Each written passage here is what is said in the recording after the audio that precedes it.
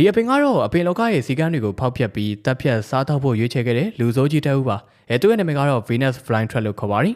ဒီအပင်ရဲ့အမိုက်စားချက်ကတော့သူ့ရဲ့တားကောင်ဖန်တဲ့နီလန်ပါပဲ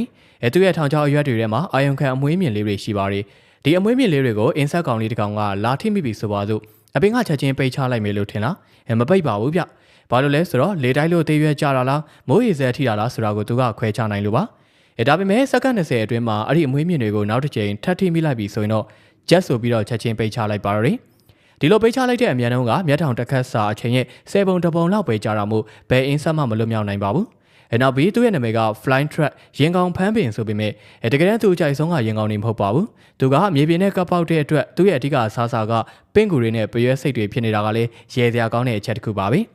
တားကောင်မိသွားပြီဆိုရင်တော့အစာရင်တစ်ဖွဲလုံးအောင်ပိတ်ပြီးအက်ဆစ်ရည်တွေနဲ့အကောင်ကိုအရေးပြောအောင်ခြေဖြတ်ပစ်လိုက်ပါရီဒီလိုအစာတစ်ခါစားရင်9ရက်ကနေ10ရက်လောက်ကြာတတ်ပါတယ်အစာစားပြီးသွားရင်တော့အကောင်ရဲ့အခွန်ကြောက်ကိုပဲထားခဲ့ပြီးထောင်ချောက်ပြန်ပွင့်လာကနောက်ထပ်တားကောင်ကိုဆောင်ဆိုင်နေတော့တာပေါ့